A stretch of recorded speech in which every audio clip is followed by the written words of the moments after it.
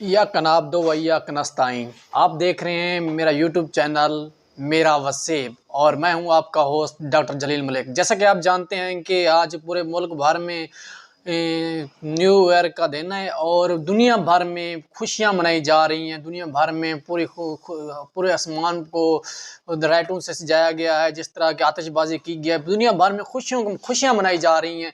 पाकिस्तान में फ़लस्तीन की वजह से आज जो न्यू ईयर मनाया गया है बड़ा सादगी से मनाया गया है और ये फ़लस्तीन से इज़हार यकजहती है। और मैं ये समझता हूँ कि इतने सारे इस्लामी मुल्क के होने के बावजूद फ़लस्तीन पे इसराइल का इतना जुल्म, ये एक बेशर्मी की बात है।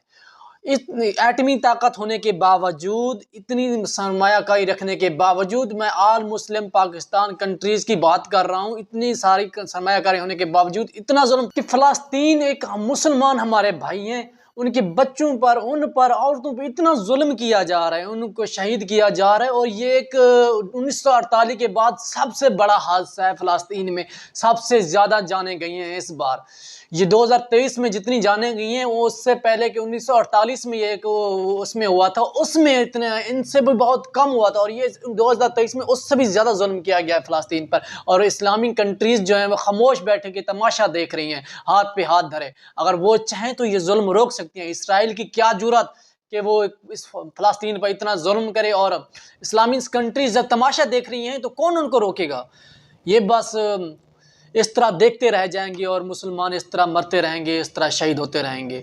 बड़े अफसोस की बात है, बड़े शर्म की बात है। पाकिस्तान में सिर्फ सादगी से न्यू ईयर मनाने से उन पर जुल्म कम नहीं होगा। आवाज़ उठानी पड़ेगी, आवाज़ उठाएं, उनकी आवाज़ बने, उनका साथ दें तब। और जो दूसरी खबर हमारे पास न्यूज़ है जमशेद दस्ती के हवाले से है। उनके घर छापा मारा गया, उनके साथ घर में ऐसा समझें कि हमला किया गया है, जिसमें उनके साथ इतनी बदतमीज़ी की गई, उनकी फैमिली के साथ, उनके बच्चे रोते रहे। जमशेद दस्ती के कहने के मुताबिक उनकी बीवी के साथ बहुत बुरा सलूक किया गया।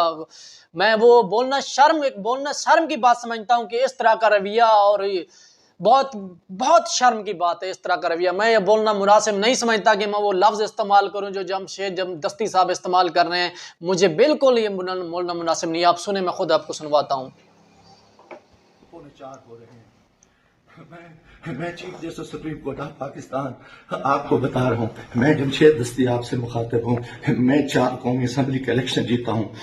आज खुफिया एजेंसियाँ और CTD के लोग मेरे घर जफर कॉलोनी जंग रोड मुजफ्फरगढ़ पे दाखिल हुए हैं और इन्होंने बहुत बड़ा जुल्म और बेगैरती का मुजाहरा किया है।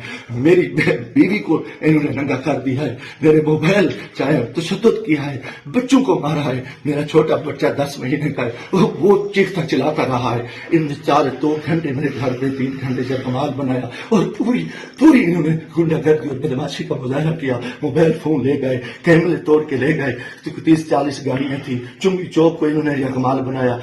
दिन से भी ये हरामखोरी कर रहे थे। मेरे दोस्तों के घरों में भी इन्होंने छापा मारा है और मेरे साथ बहुत बड़ा जुल्म और ज्यादती हुई है। मैं पिछले 9 महीने से इनकी गुंडागर्दी का मुकाबला कर रहा हूँ। आज ये अभी बेगैरती पे आ गए, इंतहा पे आ गए। चीफ जस्टिस साहब, खुदा के वास्ते मैं पाकिस्तानी हूँ, इतना बड़ा जुल्म मैं सोच नहीं सकता। और मेरे साथ इतनी बड़ी ज्यादती हो गई है कि मेरा जुर्म यही हो जाए कि मैं इस मुल्क के साथ खड़ा हूँ, इस कौम के साथ खड़ा हूँ। मैं एक वर्कर क्लास से आया हूँ और मेरा यही गुनाह है कि हम इमरान खान के साथी हैं।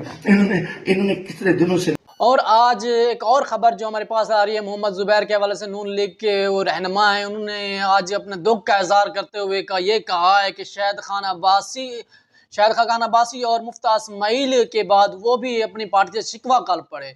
और उनका ये कहना है कि उनकी भी इज्जत इन दोनों को जैसी रही है। और उन्होंने आज ये वाज़ेह बात बताई है कि पाकिस्तान में जो महंगाई हुई है, इसमें सबसे बड़ा हाथ नून लीग के रहनुमा इसहाक डार साहब का है। उनने आके IMF से बदतमीजी वाला रवैया अख्तियार किया, जिसकी वजह से इतना प्रोग्राम जो उनका इतना डिले हुआ और जिसकी वजह से महंगाई इतनी हद तक गई। उन्होंने कहा था मुफ्ता इस्माइल ने इस बात को कवर किया हुआ था, लेकिन जब मुफ्ता उनके पास इसहाक डार है तब जाके ये मामलात ख़राब हुए और तब जाके महंगाई की शरह इतनी बड़ी है। ये उनके अपने ही रहनुमा मोहम्मद ज़ुबैर का शिकवा, ये आपको भी हम सुनवाते हैं, सुने।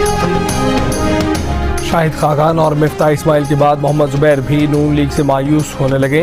جیو نیوز کے پروگرام نے پاکستان میں گفتگو کرتے ہوئے کہا کہ انہوں نے اس وقت میں پارٹی کا دفاع کیا جب کوئی نہیں کرتا تھا، لیکن اب پارٹی میں اتنا ہی ہوں جتنا شاہد خاقان عباسی ہیں، شاید پارٹی کو اب ان کی ضرورت نہیں۔ محمد زبیر نے ملک میں مہنگائی اور IMF پروگرام میں تاخیر کا ذمہ دار اسحاق ڈار کو ٹھہرایا۔